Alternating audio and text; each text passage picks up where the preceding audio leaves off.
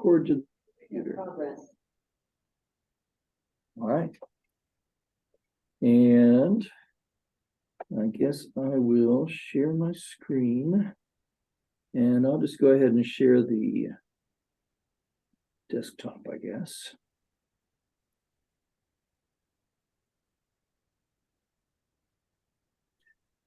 Okay. Let's see this one. Okay.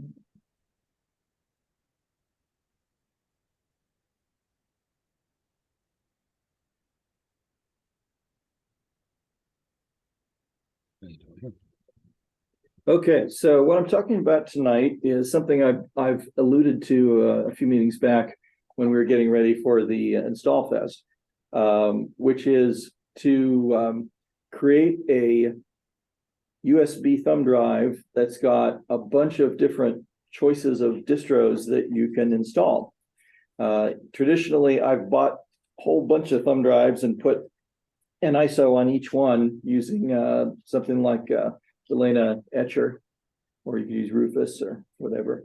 And that's fine, but you use up a lot of thumb drives that way, and they typically don't take up much of the drive. But it's, you know, it's nice and simple to do. But Ventoy lets you take and put a bunch of distros on, or ISOs of any kind. They can be test utilities or whatever it is that you might want to boot from, on a thumb drive, and then boot up and see a menu, and then load any of those operating systems. One of the nice things about Ventoy is that it's very easy to add new distros to it. You basically just have a file system on the thumb drive, and you drag and drop ISOs and EFI files and so forth, anything bootable, over to that, and there you go. So it says bootable USB drive for ISO, WIM, IMG, VHD, and EFI files. So lots and lots of different formats that you can put on there, including like virtual hard drives.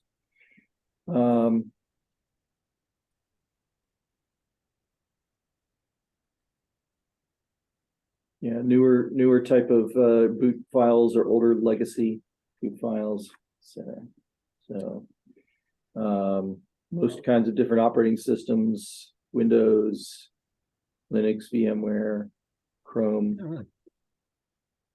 Grant, Yep. Can you talk about those different formats? I think we all know about ISOs. What are the other file types? Well, EFI is one of the new UEFI boot files, I guess. I don't know that much about UEFI booting. VHD is a virtual hard drive file. I'm not sure which virtual system uses that exact format. I think it's Microsoft's that even does that one. Is that Microsoft's? Yeah. But I wouldn't be surprised if Ventoy can look at some other formats as well. I'm just not sure. I know that IMGs are floppy images. Okay. Just generic drive. It's just drive. I've done floppies with IMG. Okay. And WIM, I don't know anything about. We could find out.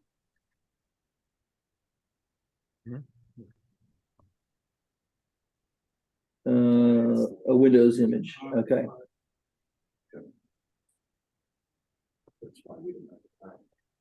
Yep.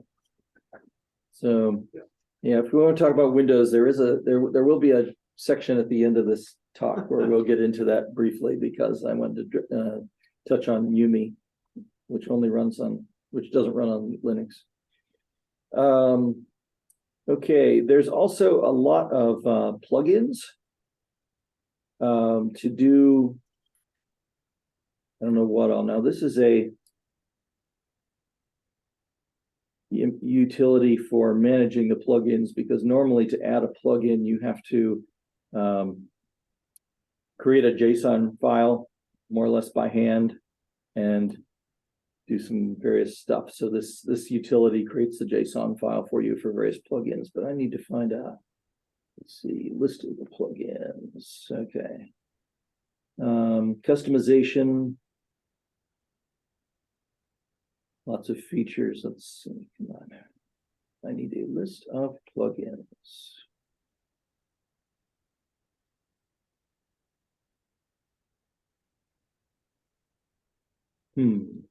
Really? I found one somewhere. Just on.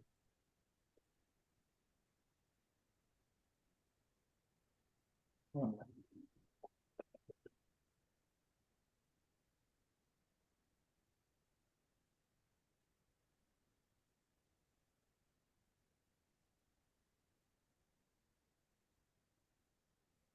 It mentions here that with Ventoy, you can also browse image files on the local disk and boot from them, which is sort of interesting, especially if you like booted an ISO and then chose the install option to install to the local disk. That would get kind of strange, but let's see. Open source, simple to use, fast. You can install this on a USB drive, but also on a local disk, an SSD, an NVMe, or SD card.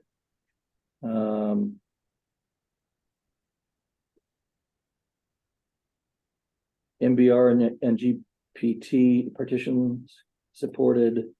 Here's a list of all the architectures supported, quite a lot, including ARM.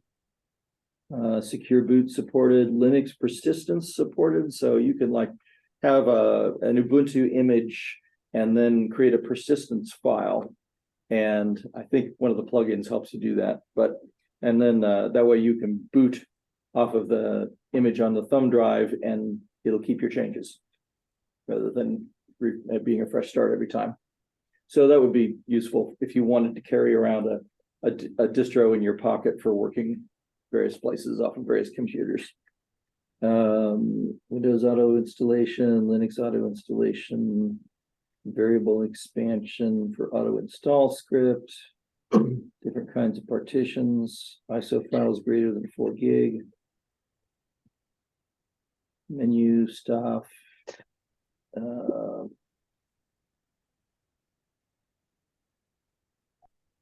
Linux vdisk, VHD, VDI, raw boot solution, so various kinds of virtual disks.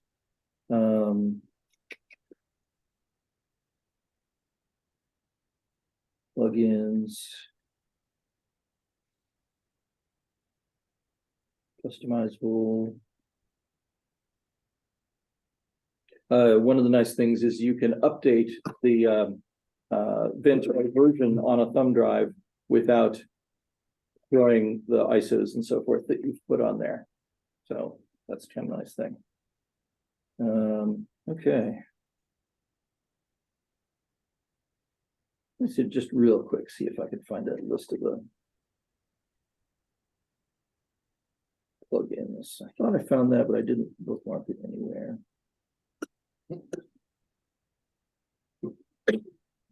There's one for themes. Hello.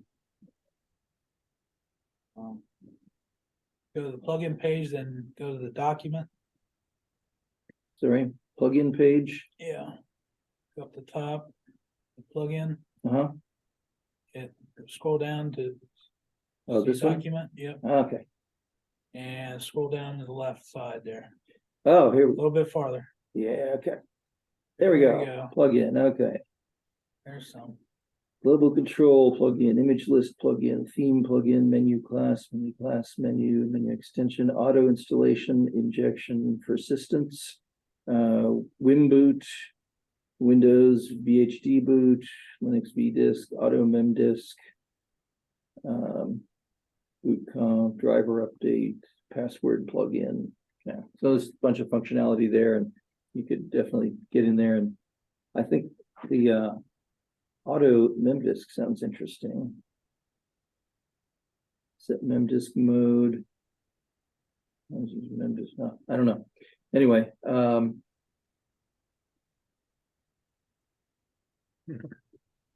right. So what I thought I would do is just go ahead and install it on a thumb drive here.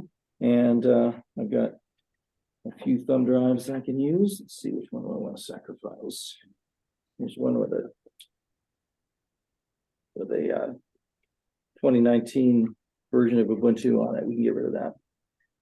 So I'm going to download.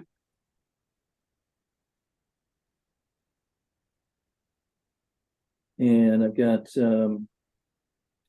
okay. Yeah, I don't need to create an ISO of this. I'm just going to download the tar file.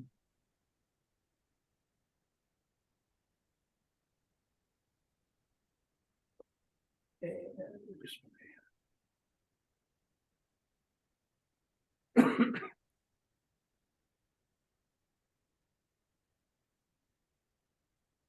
oops.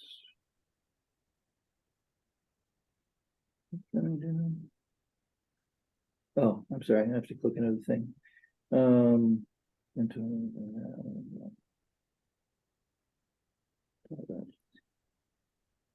There we go. All right. We'll go there. We'll extract it. And we'll go into the folder. Into the folder. And then the one thing I want to do is just click on Ventoy GUI x86-64. Okay. Putting in my password. And there it is. Here's Ventoy. So I'm going to stick my thumb drive into the computer here. All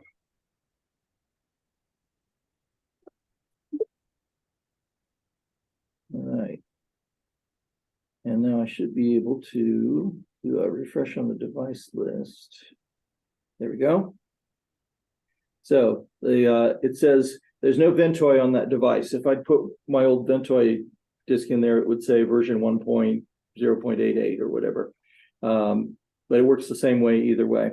And so I've got the device selected and status is ready. I just hit install.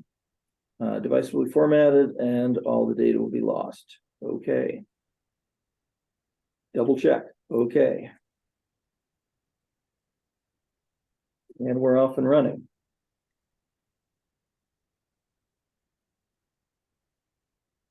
Okay, so now the device is all set up, the thumb drive is all set up.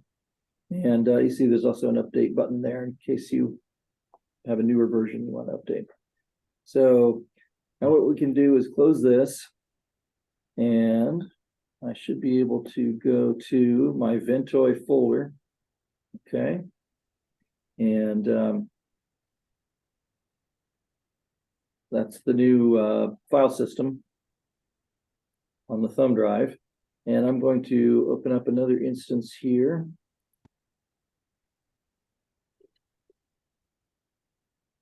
And I'm going to get some ISOs that I downloaded. So I downloaded, let's see, here's Anti-X Linux and Body Linux. I'm going to oops, stop. Let's copy these and paste.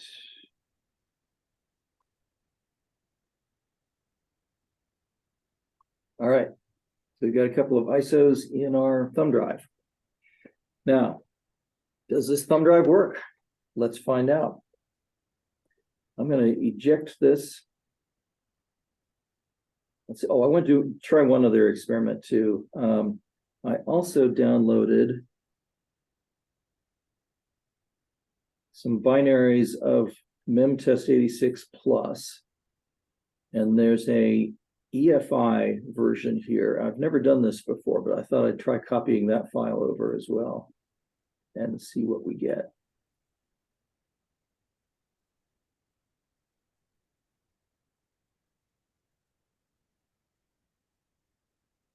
Okay. Now I'm going to unmount this.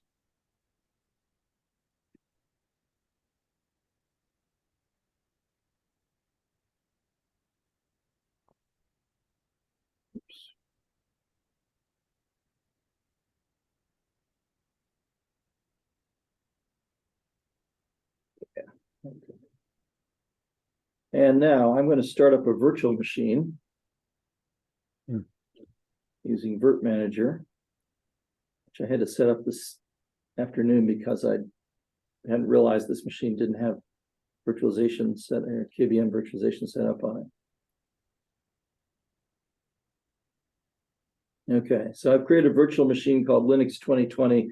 It's a pretty generic system with I think 2 gig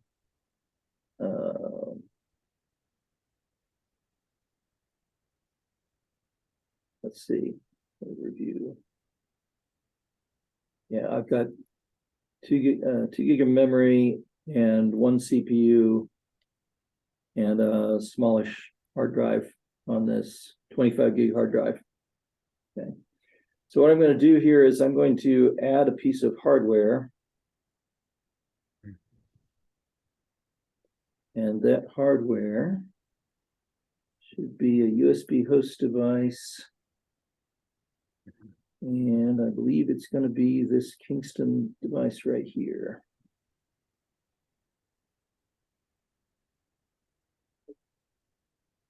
Already used by other guests.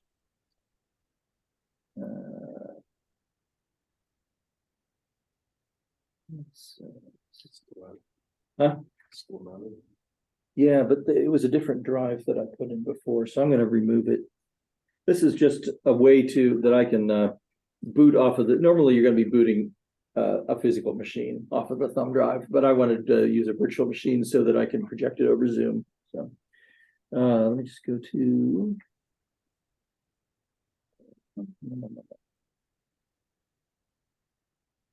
Sorry, I'm boot options. Let's see. Do that. USB.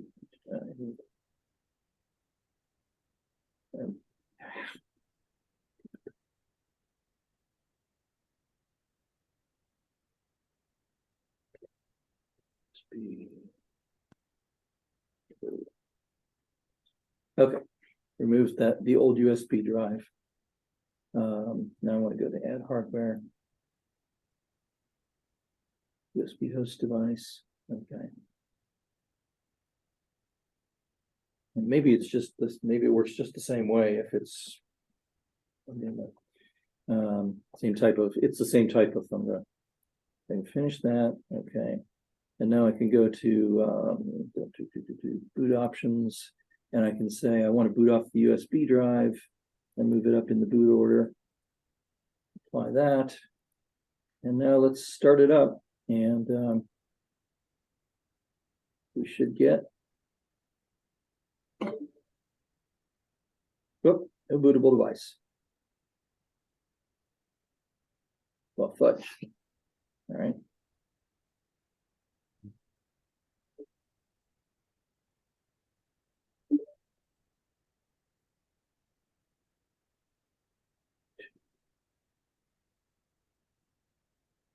Bear with me. This is just kind of.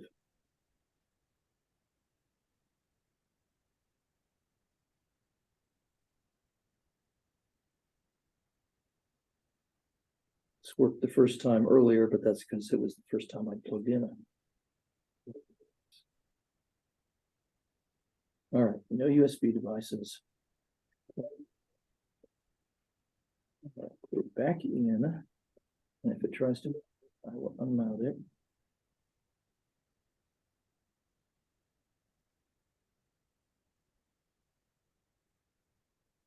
Okay, now I should be able to go into add hardware to my virtual machine. Once again, USB host device. Should be this one. Nope, that says 64 still. Yep. This is a 32 gig drive. Where am I missing here?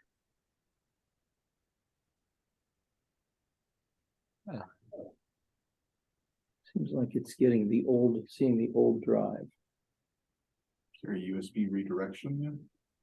That's the idea. That's what we're trying to do. Well, is there we're was trying- another option, USB redirection. Well, I didn't have to do that before. Okay. Let me just close this and open it back up. Just because I'm superstitious. All right. And And spending a lot of time with Windows, maybe you need to reboot.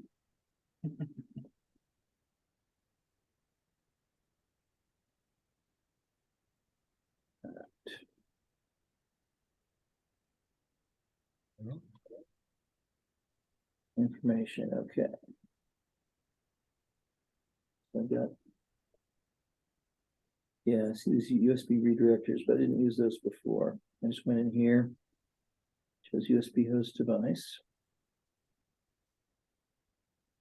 That still says 64 gig.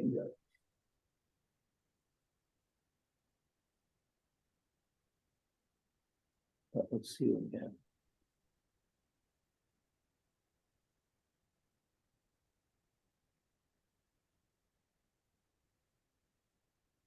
Okay. To apply anything, I did that.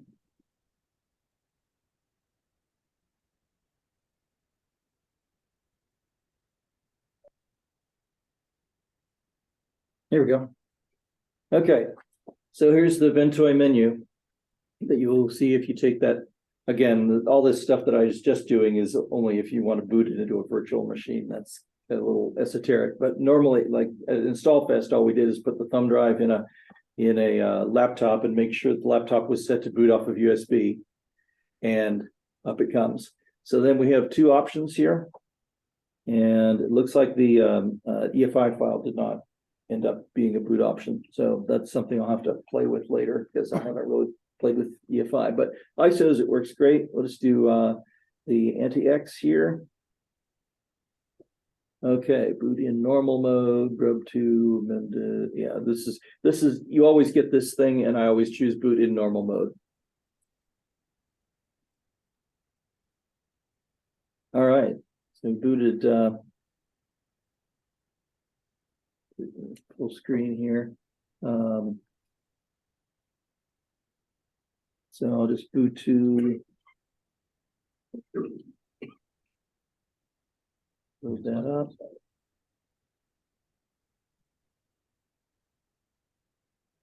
I've never used anti-X Linux, so this would be interesting to see what comes up.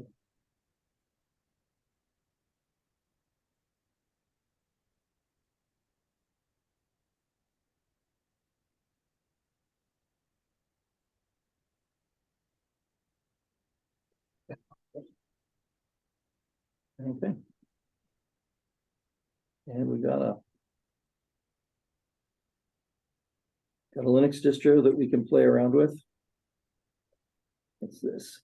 Interface, all kinds of settings and things.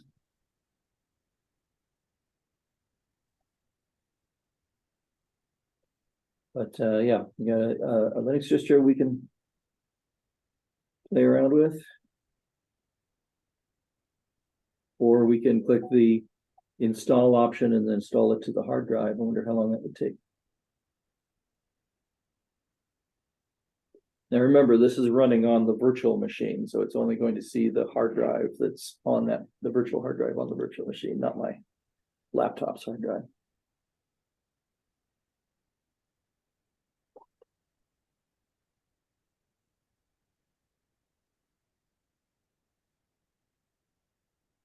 Use disk. No, I don't think we want to use that. Let's see. That one here, the VDA or virtual disk, it's 25 gig. Next. Right. Yes. If this takes too long, I'll just cancel out of it and move on with things, but I was just.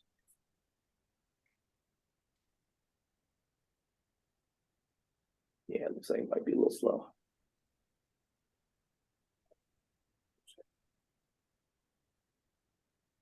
So we won't get to see anti-X, it's installed to hard disk full glory, but it's all good. Gonna abort that.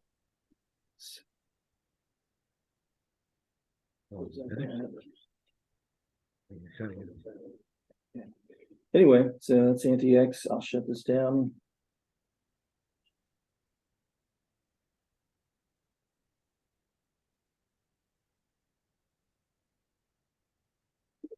And we're done with our virtual machine. Okay, so I'm gonna let's see the virtual machine. Yeah, it's all shut down and everything. I'm just gonna close the window here. All right, now I'm gonna take and go back into this Ventoy.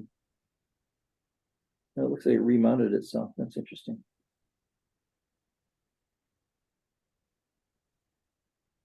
Okay. So I'm gonna go back into the Ventoy thumb disk. And this EFI file didn't work, so I'm gonna take that out. And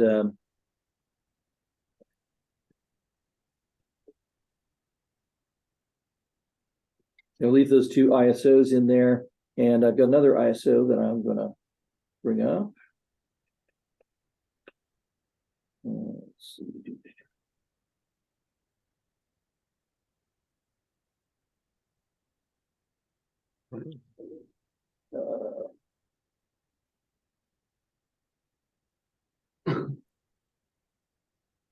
And that is, again, it's memtest 86 plus, but this time it's an ISO. So I'll copy that. I know an ISO should work. I'll paste it in here. So notice I haven't had to reinstall Ventoy or anything like that. All I'm doing is slapping ISOs, more ISOs into the folder. I'll close that. I will unmount the thumb drive. Disconnected. Okay. Now we'll start up the virtual machine again.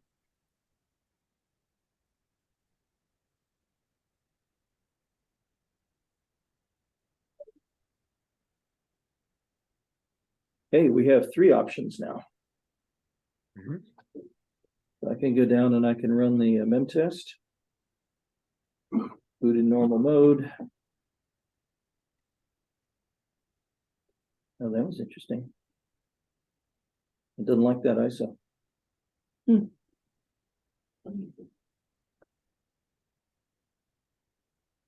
Well, be that way.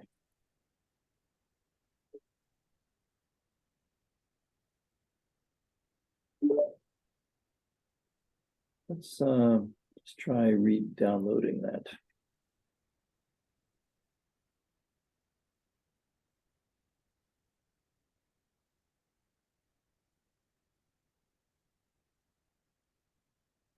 If you haven't used memtest for a while, the newest version is based on a kind of a fork that some other guy was doing. That's I think it was to modernize it so it would run on modern type of systems and boot systems, and it was called PC memtest. And so they've now joined it back together, and the two leaders of the projects are working together on memtest 86 plus. So that's good news. It's always been a great program, but it stopped working on the newest PCs, so it's back. All right, so let's see. There we go.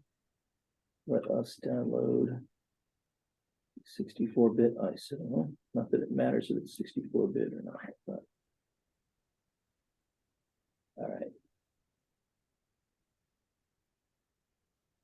It's interesting that it's you can change the name or anything. Okay.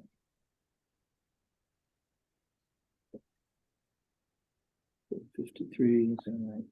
Yeah, so this is the one we just downloaded. I'm gonna let's see.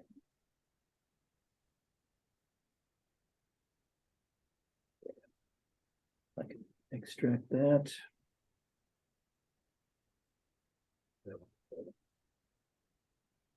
Oh, there it is. Okay. So I'm gonna copy this one and go back to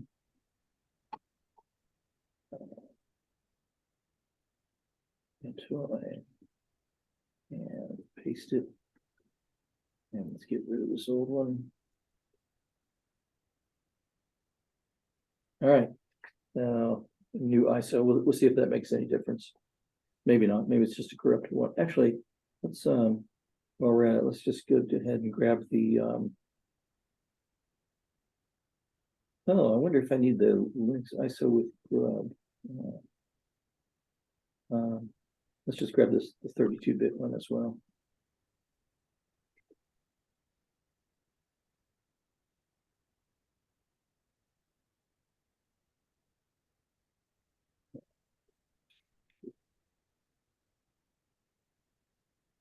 Copy that. Ventoy. Paste that in. All right. So now I've got a 64 and a 32. And I'll close that. Just a copy and that'll be good.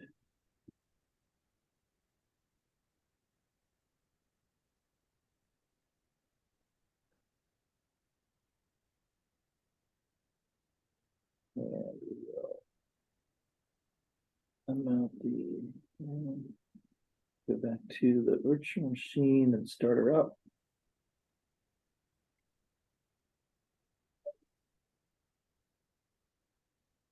Okay, now we have 4 options here. So let me just try the 32-bit ISO, see if that likes it any better. Put it in normal mode. Oh, it does not like that. I'm not sure what's going on with that. Most of the, almost all, I think all the ISOs that I've tried previously have worked, so it just doesn't like that one. Let's see. Let's reboot that. Maybe it doesn't like to run in a virtual mode. Test. Yeah, yeah, maybe. Are you gonna reboot or not? Guess not. Shut off. Yes. It wants to control the memory for the testing. Okay. We didn't look at Bodhi Linux yet, so let's look at that one.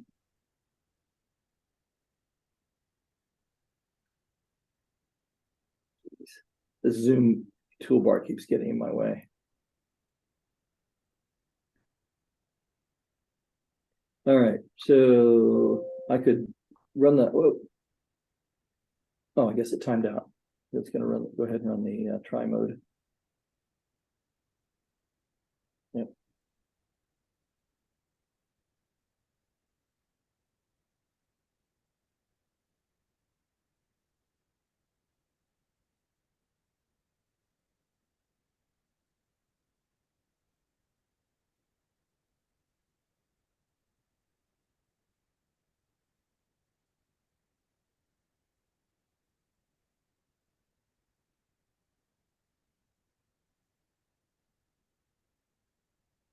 This is taking its time booting up.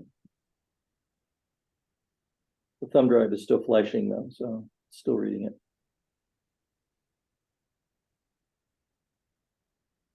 But it's got a cool little figure 8 shaped cursor. So yeah. What? Ooh, something's happening.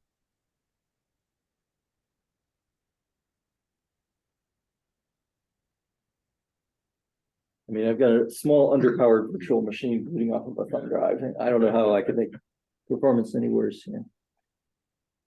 English.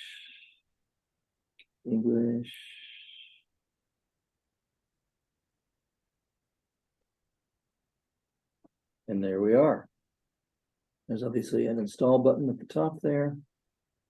And the menus here, applications.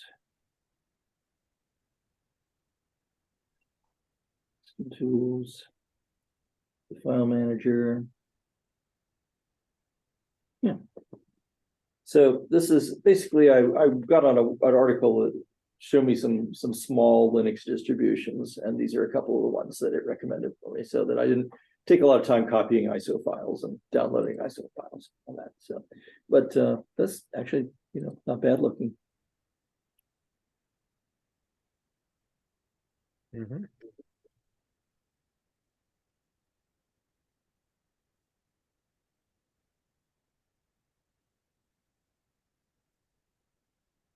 the even browsing should work because I set up a bridge network.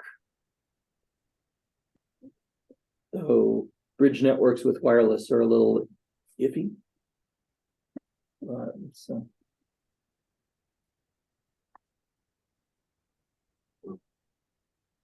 Yep.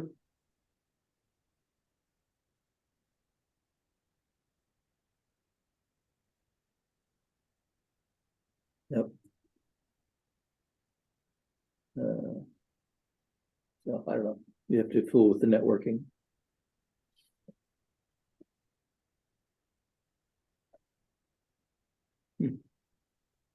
Okay, so that's Spotted Linux. We'll shut it down.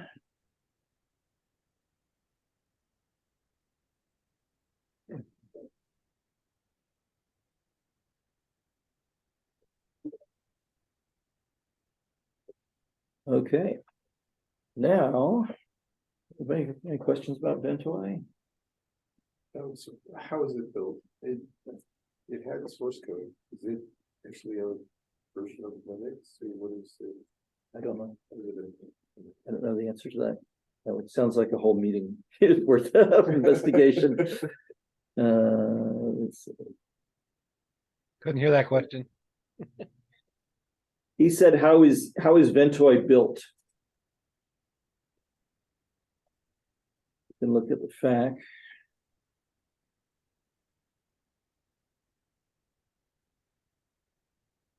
You can run this on Windows as well, by the way. So just run it on, looks like, about any operating system and install about any operating system. What kind of BIOS? Looks like BusyBox. Looking at the GitHub and it's got a BusyBox folder. So lightweight Linux. Yeah, really lightweight Linux kernel. Yeah.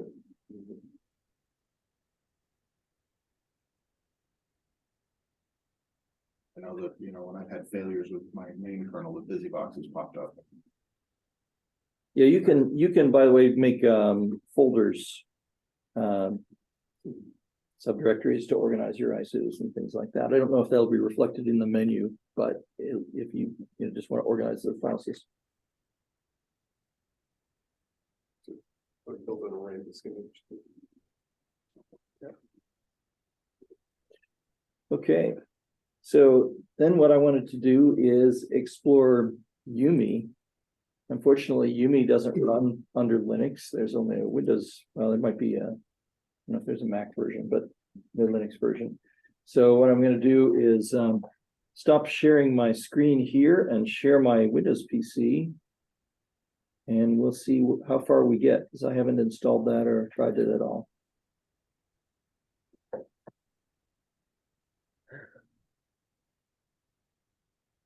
Okay, it is.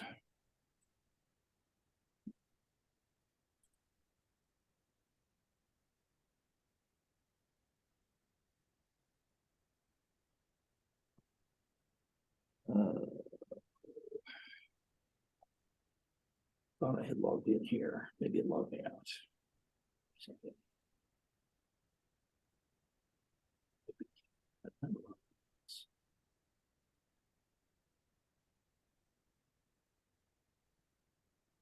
Let's use my Zoom account. I still have one. I probably don't have that.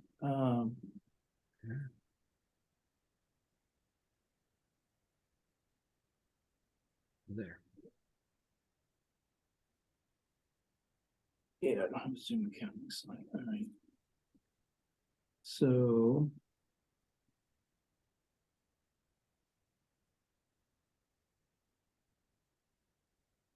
Sorry, guys. No, I'm still in the meeting.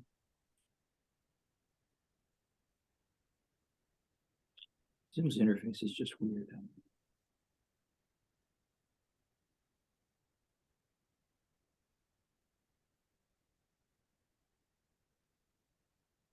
How do I get to the meeting controls?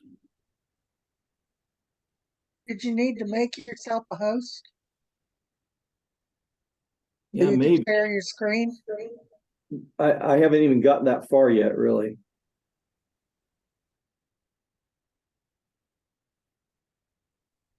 Oh, it's here. Shut that down. Go host.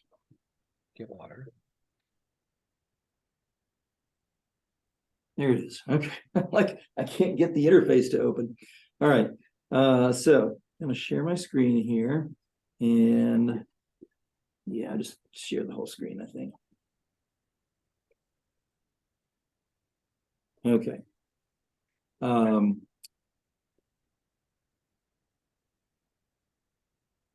We're viewing Grant screen.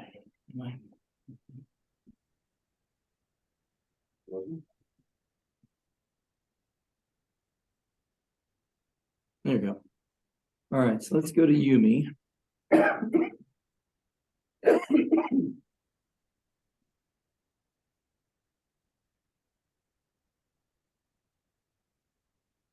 Oop, it's not baby food. That's not what I want. Let's go back. How about Multiboot USB creator? That's better. It's on a site called pendrivelinux.com. But it only runs on Windows. Yes. But it's a way to create bootable Linux. Yeah. Okay.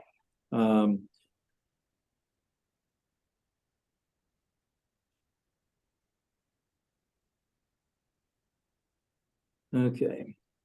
Multiboot USB creator, media creation tool used to make a multi-system flash drive. Quickly create a multi-boot bootable USB flash drive containing several different ISO files. Use it to boot from USB, favorite light, Linux portable, et cetera, et cetera.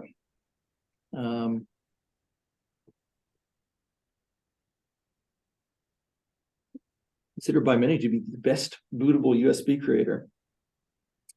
Replaces some older tools. Pen drive. You usually would boot from USB, but you can install Linux from a flash drive to a hard drive and blah, blah, blah. There's some interesting stuff in here. Distributions can easily be uninstalled or removed from the tool. Now, I don't think this is as simple as just creating a file system on the thumb drive, and then you can just drag and drop using Windows Explorer. I think you have to use the interface. The ads on the side are pretty annoying. Oh, yeah. There's some compatibility between YUMI and Ventoy, so I think they share some of the technology, which makes it doubly annoying that they don't have a Linux version.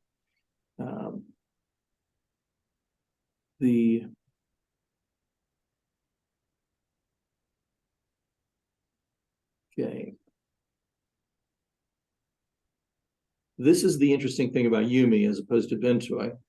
You can use the front-end installer to learn more about, find, or download distributions and tools to put on a select drive. So instead of just you have to go out and get your ISOs separately, this apparently will go find some stuff for you and let you select it and install it on the thumb drive. So creates an organized folder structure, copies each ISO to the drive for you. Also create persistent storage files for you along with related JSON entries.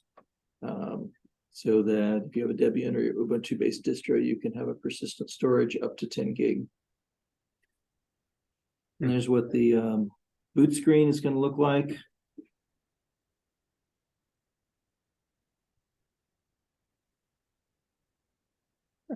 And, ISO, IMG, WIM, VHD, VDI, and EFI files. So just about the same list of file types that that Ventoy supports.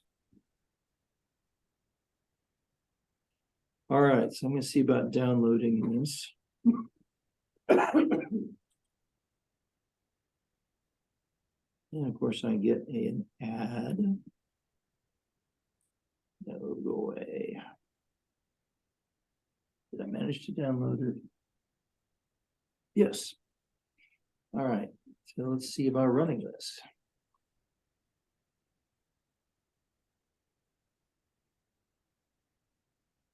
Occurs to me that I have a new antivirus program in here that could conceivably interfere with it, but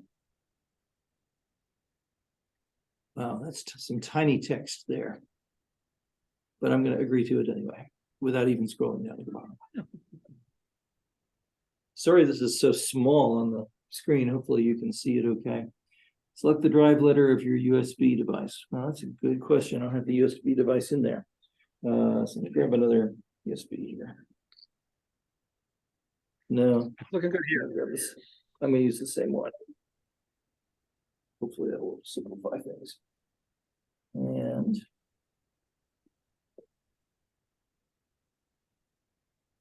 okay. No.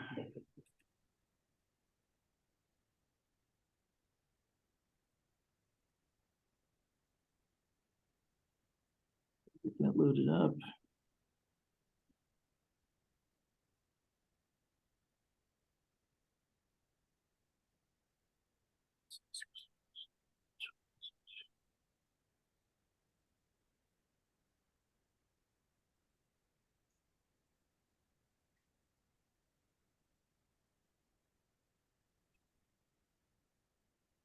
Should be a Ventoy disk.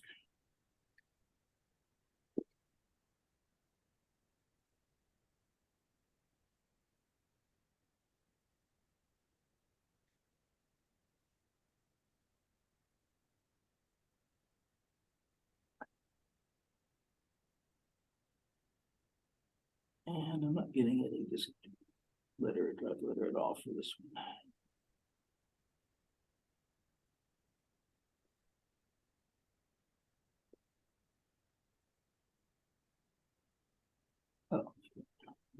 Oh, those are network drives.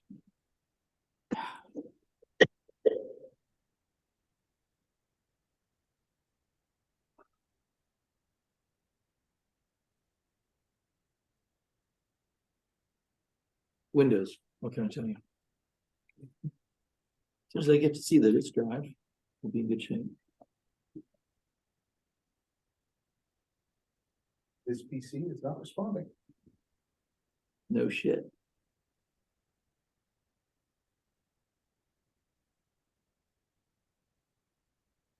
Yeah, for some reason it's not seeing that kind of. Okay.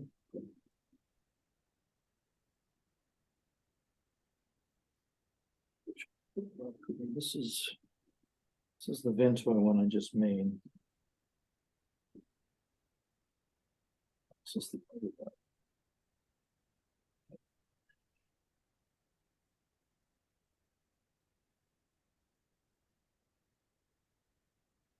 There's two USB drives. The D and an E drive. I guess it's got two partitions on it, which I hadn't really. Let's see, how can I kill those? So utility in Windows disks. Will this utility actually move forward? Well, the thing is, it's asking me for a drive letter. I'm not sure what. Pick one. Just pick one and go. All right. Let's see what it does.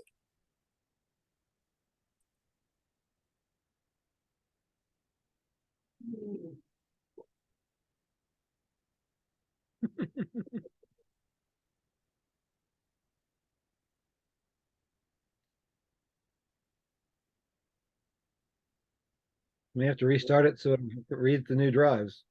Entirely possible, but right now it's not not responding to me here.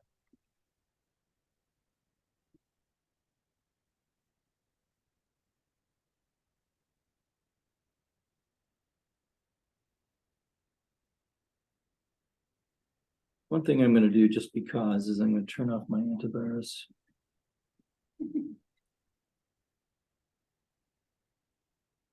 Don't do this at home.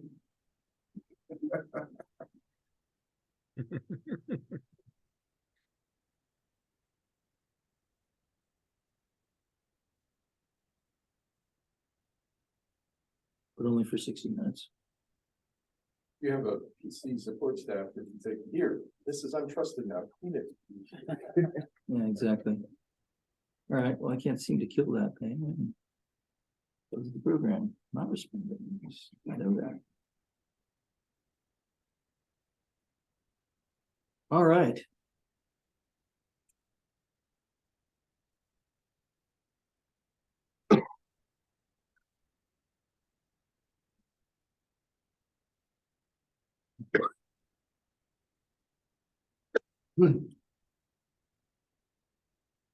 I'll scroll down and see if the USBs are there. I'm trying to get to this window just to close it, but.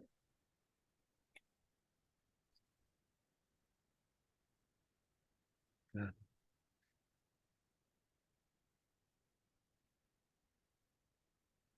Anyway, drive to you. So far, Ventoy wins. So far, yeah. I don't know that we're giving it a fair shot yet. I haven't. Browser. Yeah, I could get rid of the browser. I think. So that's him going. All right. It's like fun. How did I run that directly from the downloads before?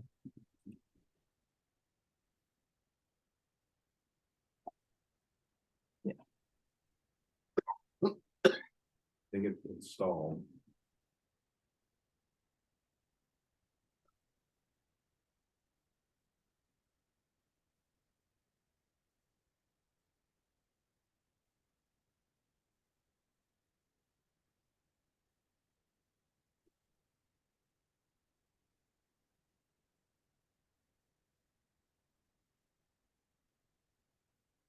Brand new live demo material here.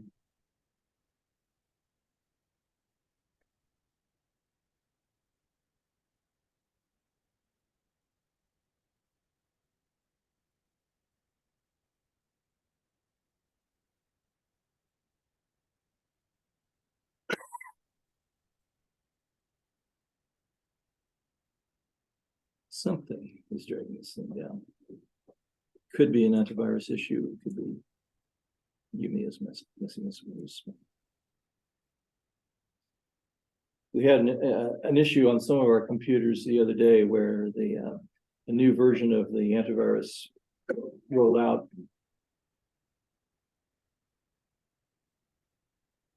Task manager, okay.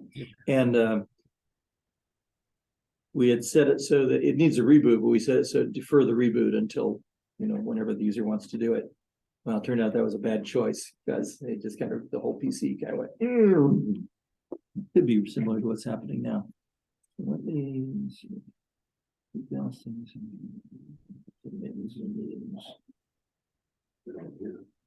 Process. All right. Oh. Well, I just, log test in my list. I'm not working. Yeah, no, I'm good. Okay, mine those. And he does. Well.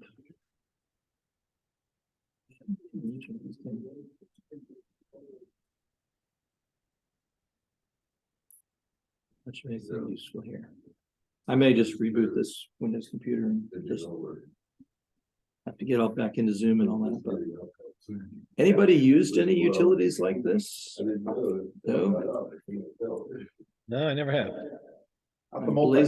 Blazing trails here.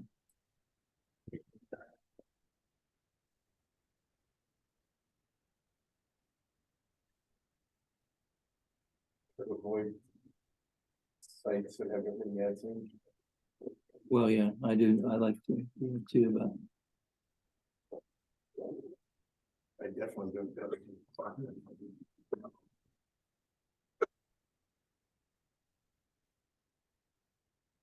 well, you can do next month's presentation, Ken. You can show us how to use only very secure software. Okay, guys, I'm going to reboot the computer because this thing seems unhappy.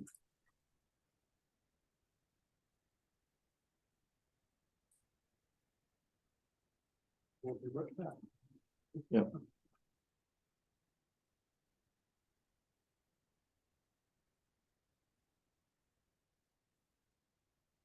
So for the DMA main meeting, you're gonna do your personal cloud. These, we're gonna talk about how to run your, basically, the difference between running a personal cloud and using a commercial cloud. advantages, the disadvantages, the costs, Linux environment, Windows, all of the above. Yeah, I run my own cloud server on a Linux environment, but the clients are running any of it. Giving us a preview of an upcoming DMA meeting. Yeah, Go ahead and explain it for everybody, okay, well, so if you would, don't mind. while you're waiting, yeah. Yeah, while I'm waiting. Well, see, it's to kind of set the stage where it started. I really liked Dropbox and the synchronization of Dropbox. That a friend of mine had introduced me to it, and then we started working for the same company and said, "Ooh, we need to start using Dropbox." And their IT department had blocked Dropbox. Wouldn't let us, any of the clients, use it on the network. Ah, crap. So I started looking for alternatives to Dropbox and found one called OwnCloud, which has now been forked. There's another fork called Nextcloud that I haven't upgraded to or changed to, just simply out of inertia. But it essentially, so you run what would essentially be a Dropbox server yourself, and you can run your synchronization clients anywhere, phones, everything else. And so it runs all the synchronization for you. You've got backups, you've got a lot of things. It also synchronizes my calendars, so I don't use Google calendars anymore for syncing calendars. We do calendar sync, contact sync, and there's a whole bunch of other things that it uses. Now, of course, that means I'm also not limited by free tier storage requirements. So I just have a 4 terabyte drive that I just use. So you just run this out of your home? It's sitting in my basement. Yeah, I mean, the funny one is so I put this together as a proof of concept so that we could use it at this work, because they're not going to block the IP address of my house. Not usually anyway. And very quickly became absolutely indispensable. Everybody, the whole group, who's 5 or 6 of us on the team, were using it and synchronizing, usually, I mean, we were using database files, text files that were 11 and 12 gigabytes, and managing the synchronization of it fairly well. So then the company said, oh, maybe Dropbox is a good idea. And so the company switched to Dropbox, but I just kept using it personally, and I've been running it now for 8 years. Nice. So in a DMA meeting, I'll go through, what the genesis of it is, and what the commercial clouds does and why it's nice, but then what you can do on your own, what how you have to configure your firewalls and your redirects and setting up, making sure that I'll tell the funny story about using Comcast and having them try and work with this when they quote unquote upgraded my equipment. So yeah, but so I run essentially my own Dropbox server in my basement. So, and it's really nice. You access it much from remote. All the time. Yeah, I'm on it here. What hardware do you have at home to support? What kind of network access do you have? Do you have the fiber to the house? I do not, which is the other problem. So you're using cable. I'm using cable internet through Spectrum, and I've only got 20 megabit upload. So when I'm remote, my uploads can take a while because I'm limited by what I can pull from there. Yeah. But most of the time, the files I'm doing aren't too bad. They're not huge. Mostly, I'm not using it for work anymore, so I'm not doing the 12 gigabyte text files. But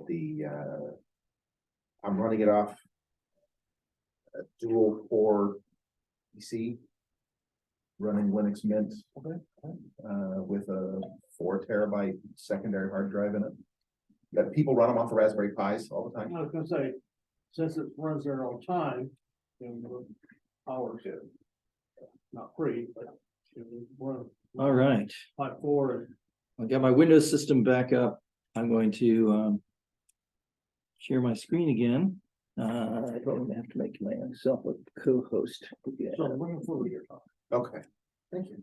Sorry. Didn't mean to talk over. No, you that's there. fine. It's fine. We're here to do this actually. So. You should be okay, Grant. I made it so everybody could share their screens. Oh, okay, good for you. Okay, so we should. Something.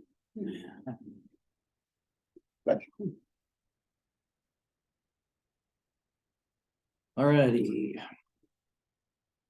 So once again, we'll go to. Where I downloaded it, I guess, and. YUMI. Allow this, yes.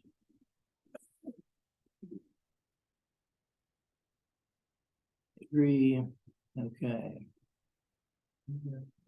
So it's flashing the thumb drive. There we go. Okay, so we'll choose one of these, and I don't know if it matters which one. This one has not been prepared for this version of YUMI. Do you want YUMI to prepare and format it? Well, there you go. Good call, Ken. I say yes. I was ready to do the following stuff: wipe the disk, recreate the drive letter, create a secondary partition, YUMI label, sure, do all that stuff.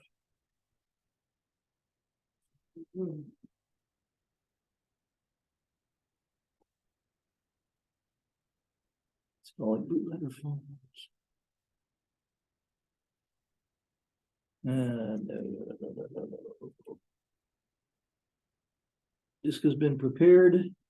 Theme and configuration files installed along with the bootloader files. Okay. Looks like it uses Step two. Ventoy as its.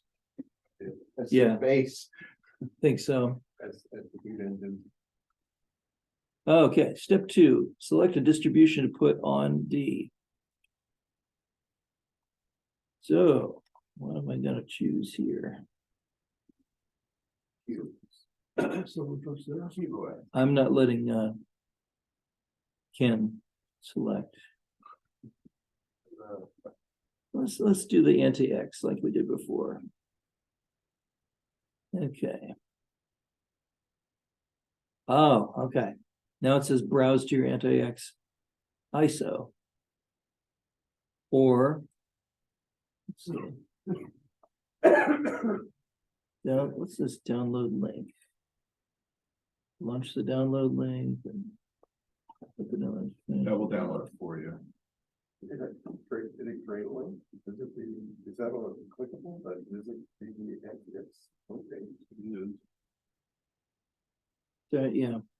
So, but I've actually already downloaded. So yeah, you're right. So it has a link to visit the homepage. I've already downloaded it. So let's browse and get the ISO. Downloads. TX. That's fine. All right. And create.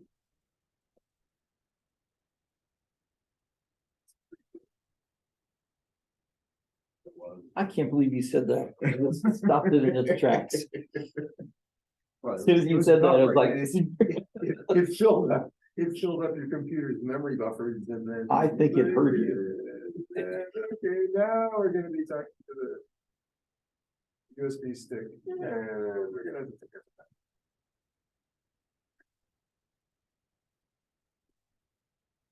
all finished process is complete. Next. Would you like to add more? Yes. System may have heard, but I didn't hear it.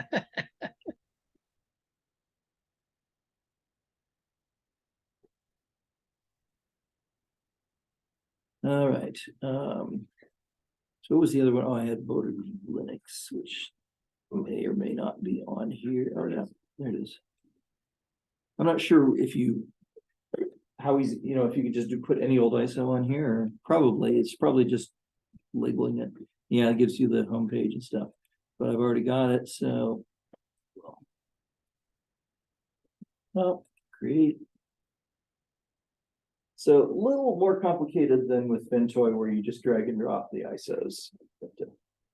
But it does some managing for you, some organizing of the distros, and I think that it's gonna come up with a nicer menu because it's gonna label them with the name of the distro, I think, rather than the name of the ISO file. Not that that's a big deal if your ISOs are named. That's a boilerplate. And then we'll do one more small one.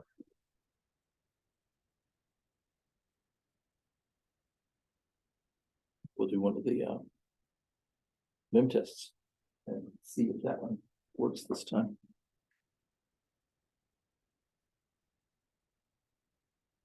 All right. Oh.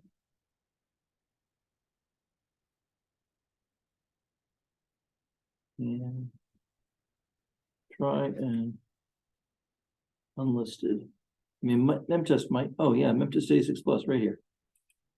There we go. And then browse. And Yeah, that'd be a handy one of them. yeah, definitely have it handy to have on your thumb drive. We'll create that. And that's quick. No, I do not want any more. Okay. Thanks for using it. Finish.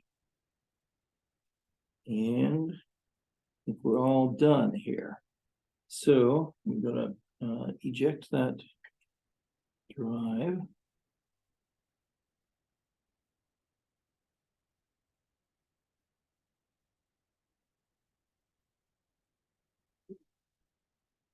And I should be good to move this over to the Linux. Okay. Put that in here.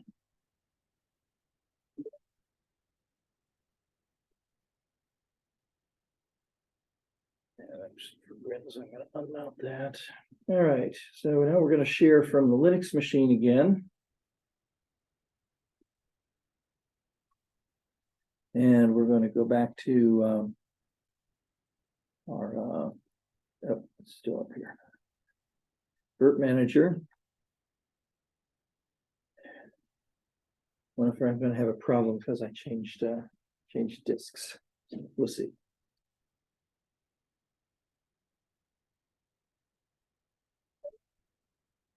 Is the demo. Oh, there we go. All right, so this is what that looks like, and it's created two disks. One is Linux ISOs and one is System Tools. So since I selected ones that it knew about, it already had those categorized. So it created directories and organized them, which is nice. No, it doesn't show the friendly name, it just shows the ISO name. Let's do NTX, that booted fairly quick. Look at that, it's the same menu that we got in Ventoy. And once again, it works.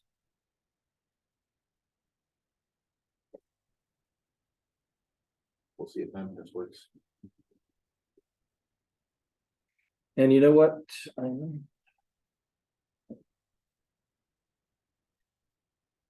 Hopefully the recording worked with all the Windows stuff. So, but I shared my screen, so hopefully it, yeah, hope it worked. Did it work?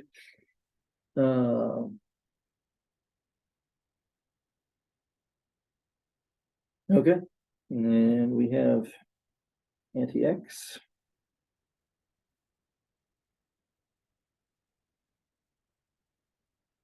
And we have this configuration utility, which I can exit here. And we've got our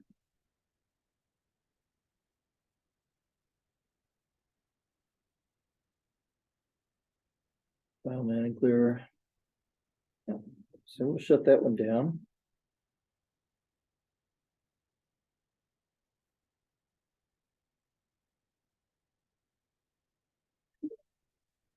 All right, and we'll start her up again.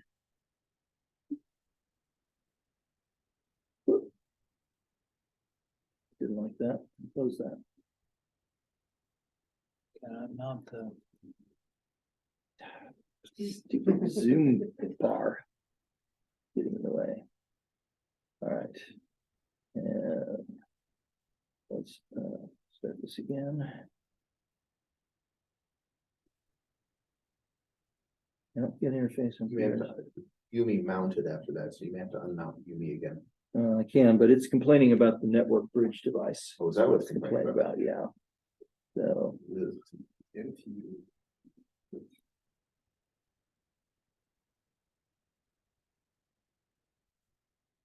Yeah, can't get interest NTU on VR0. This is a virtual machine problem, not anything to do with the YUMI disk. So let me stop and I'm just going to start Vert Manager again, see if that helps. And if not, I'm sure there's a way to might have to restart Network Manager or something, which I don't want to do.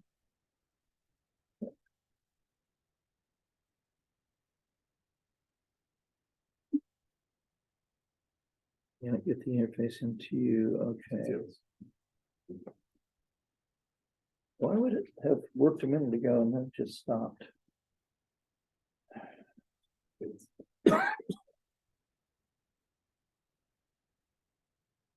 Ultimate reason Memtest is not supposed to run. Well, I don't need the network.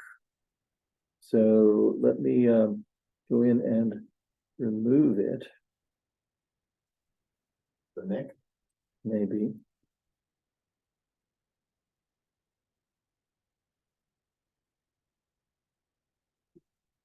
This changes to the default. All right.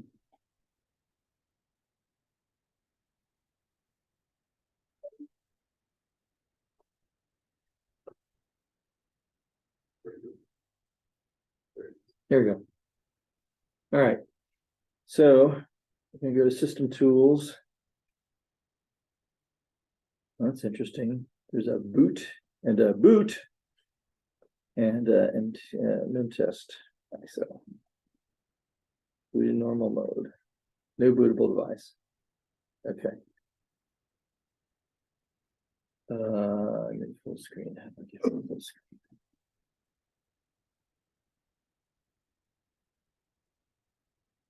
Yeah. This is not the boot device that you're looking for.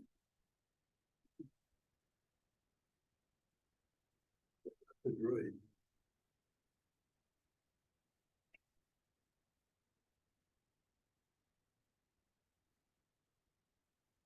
Well, you can see my mouse cursor, which is special.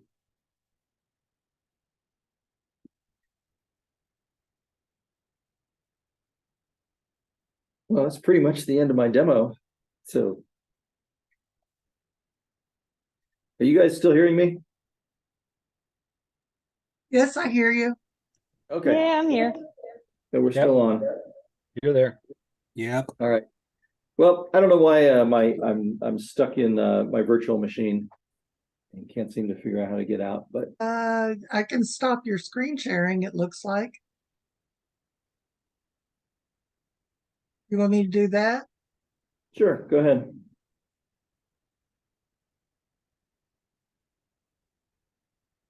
Or it's the bottom right of your screen. Yes, I see it, but I don't see my mouse Oh. cursor. So, I see. ooh, But he's recording. okay, We're back. we're kind of back.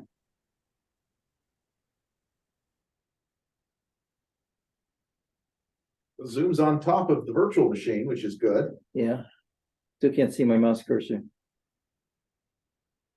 Let's see. Okay, Oh, we can see you. hang on, guys. Unless you've got something else to share.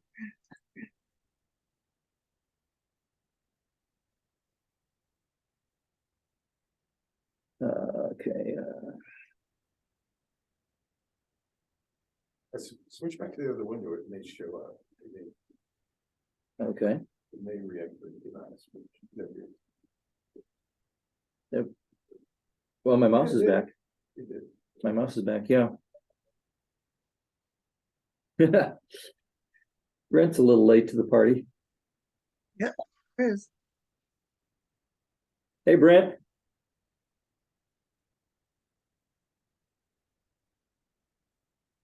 We're just about over.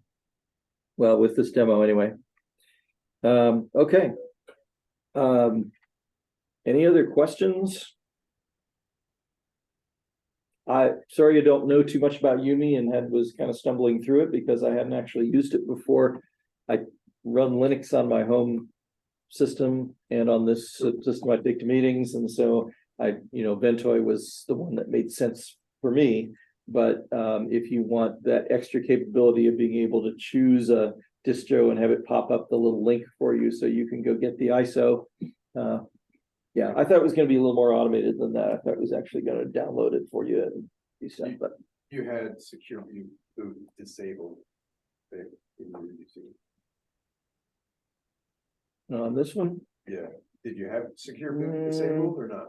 In the virtual? No, well, on the either, well, yeah, the virtual specifically, so it was using a legacy boot or wizard. I don't know, the virtual machine. It's like, how well does Ventoy or whatever work with secure? boot? Ventoy does work with secure boot. Let me kill Vert Manager here.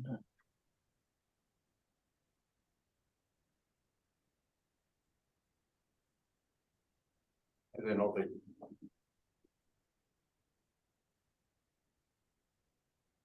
So the ISO images too. Hey, we're back. All right.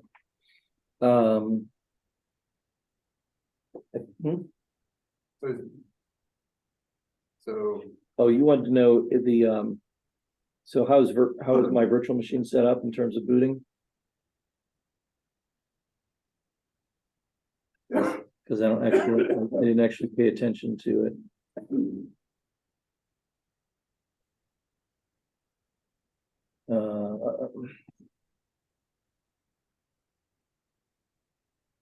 Let's see, trying to think where that would be. I'm not displaying anything. Let me show my screen again. So Ken was asking about the settings on my virtual machine.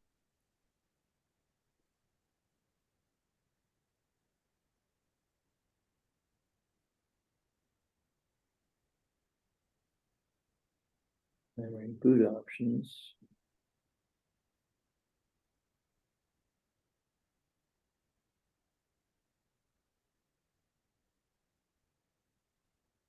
I was thinking it's Virtual not disk. Yeah. to get converted to secure boot. Yeah, but if you're running Linux, you should have secure boot off anyway, right? No, no. A lot of modern distros will work fine with secure boot. It depends what you're trying to load. I usually on my laptop here, I usually keep secure boot turned off because it's easier. So I'm always booting interesting things. But I'm not sure where that's set, Ken. Great, thanks. Yeah. I mean, that's a great question, but I never thought about it in terms of the virtual machine.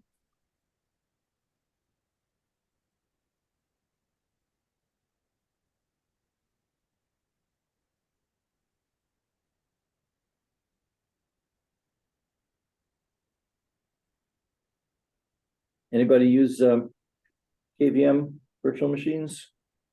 QEMU for manager? Pretty cool.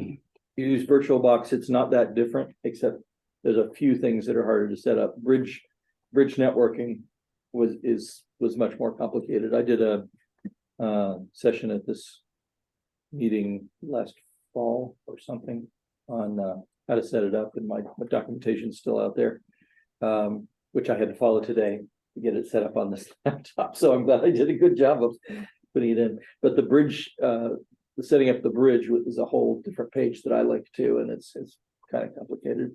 Bridge networking just allows you your virtual machine to look as though it's directly on the network that your host machine is on. So looks like it's just another computer on that same network, which makes addressing it, just easier. So that's the one difference where it's really easy in VirtualBox and harder in this.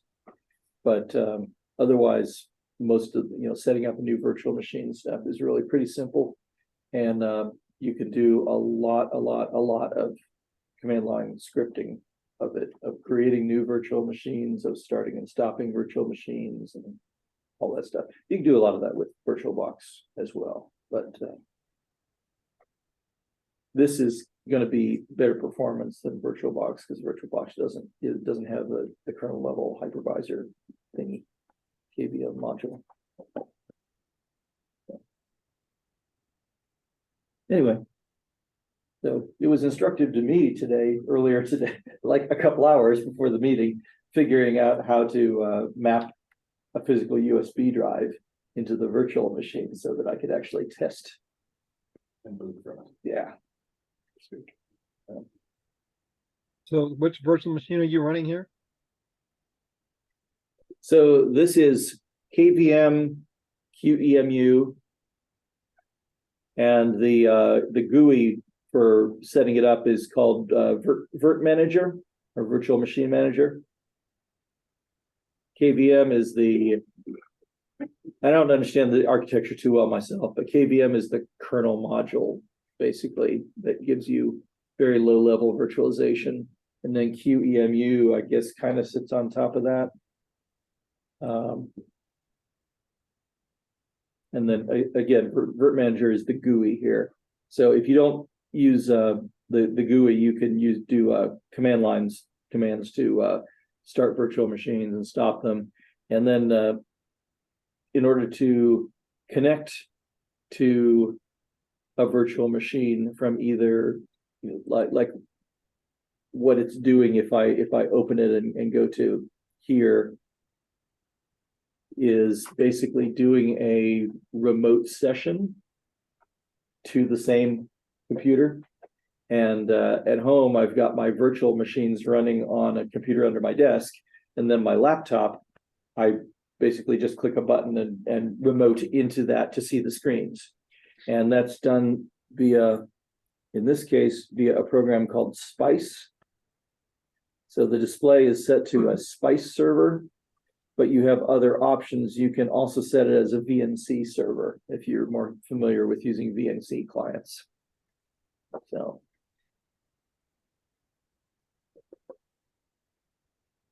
But yeah, so basically across the network, you can, you know, remotely get in and take control. Yeah. Okay. But Virt Manager just incorporates a Spice client right in here so that you can directly look at your virtual machine.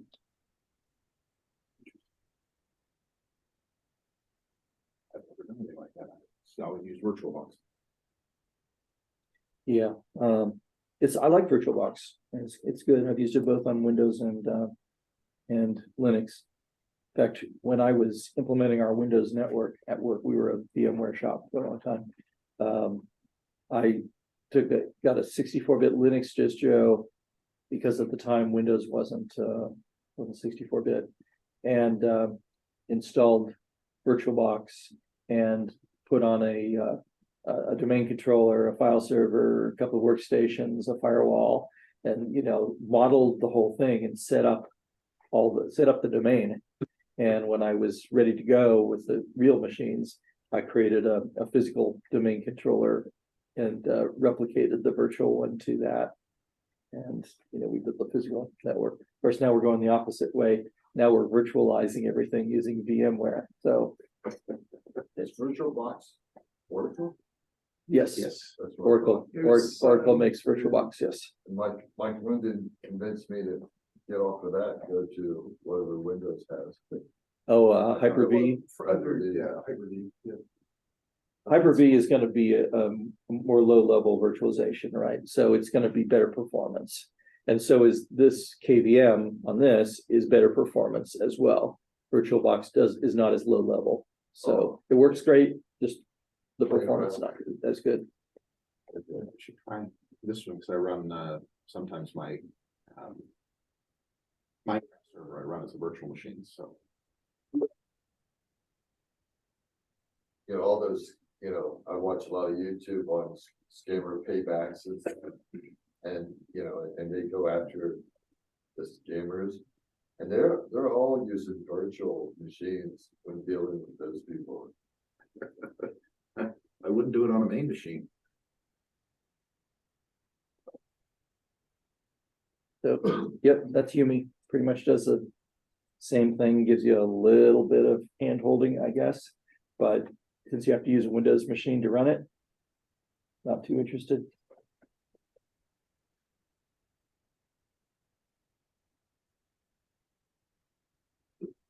You still have the stick on it. Yes, yeah, that's what, that's what we're. Just go ahead and kind of browse the file system, look at that. Oh, sure. Let me turn off the virtual machine here. Do a G-disk or whatever, see what, how Okay, is so, well, how this, is the stick partitioned, and then. so there's actually a YUMI and a Ventoy directory on the thing, so you can tell it, it's, you know, shares some technology. And you want to know how it's partitioned, so what have I got in the way of partitioning tools here? It's just called disks.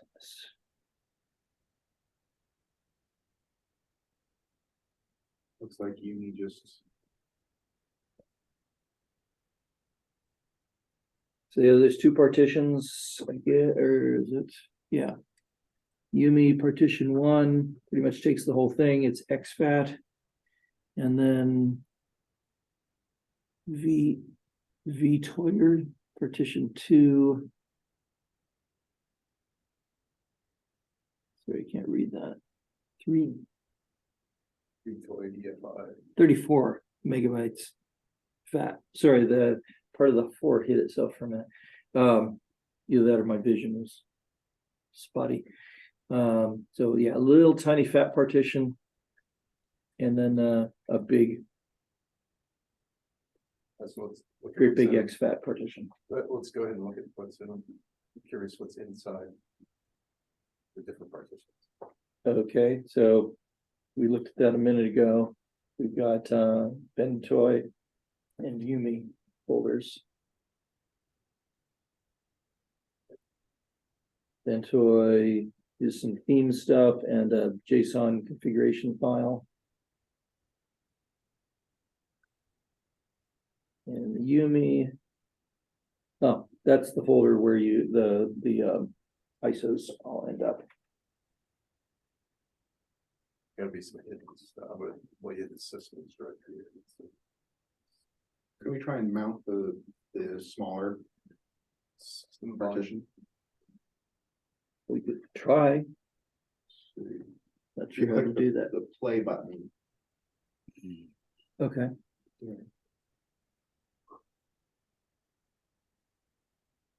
It's open.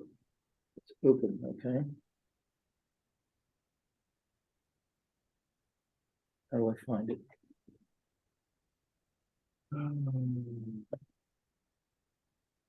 Theoretically, it's mounted somewhere, so I guess I could.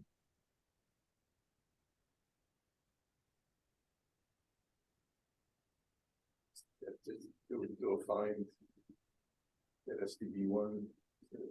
SDB1 is YUMI. Media grant YUMI, so Do an ls-LA.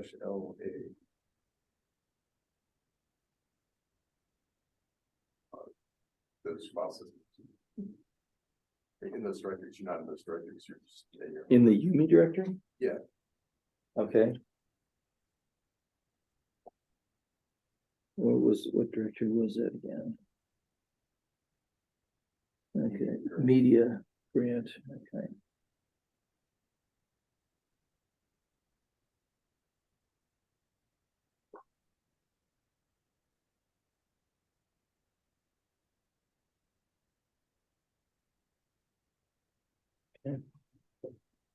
Back up one just to grant and let's see what's there. I think that's where it mounted the other one.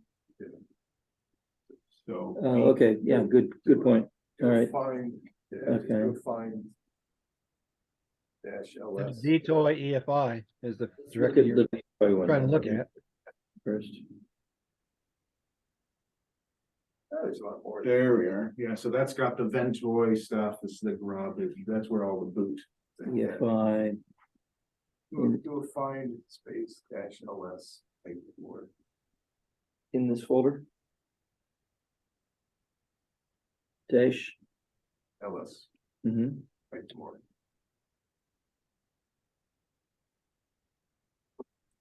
Stretch your window out with it.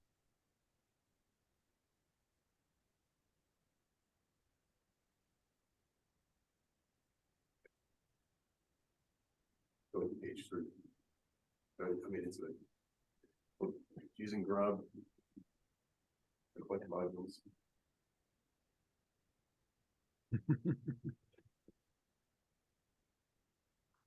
Bunch of modules. Different architectures.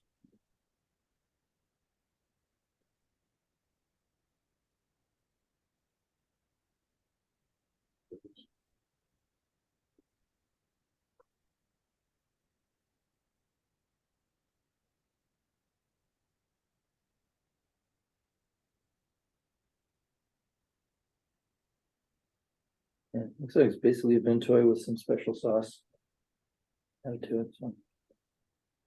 Which again, makes it kind of annoying that they don't have it in Linux, but doesn't seem to add that much, so. And it makes it harder to, actually somewhat harder to add more ISOs because you have to rerun that GUI and like that. There's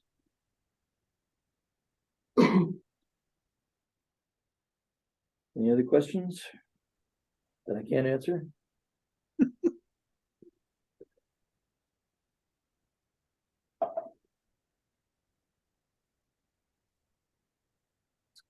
Very nice. Yeah, thank you. No, Thank you. you're very welcome. So might Thank be you. the blind leading the blind, but you know, at least we looked at something, right? All right, I'm gonna stop sharing. Next month, Chuck Gilm is gonna talk about something. What is it? That's a great question. Mesh network. Our mesh is all. I think it's radio-based mesh networking, but exactly the details, I guess, you'll have to wait till we post it up on the website, which I will do fairly soon because it's already scheduled, so I may as well get it up there. We're on our way over to Milano's. Yeah. So anybody, you're virtual, but you can still join us at Milano's if you feel like it. Yeah, Phil, if you're in the area, feel free to Joe, because even come on you over to. can join us. That's by there.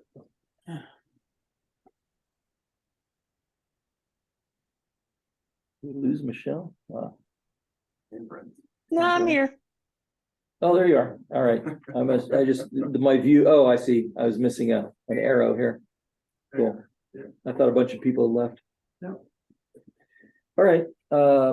So we have a plan for the June meeting. But after that, we're open. We need some ideas / some volunteers for presentations, discussions, game shows, whatever anybody wants to do. What? Nothing on my sleeve. Presto. That trick never works. No doubt about it. I gotta get another hat. Been forever since I've heard that joke. All right. Well, thanks everybody for coming. And Thanks for the presentation. Yes, thanks. very welcome. You had the one idea for the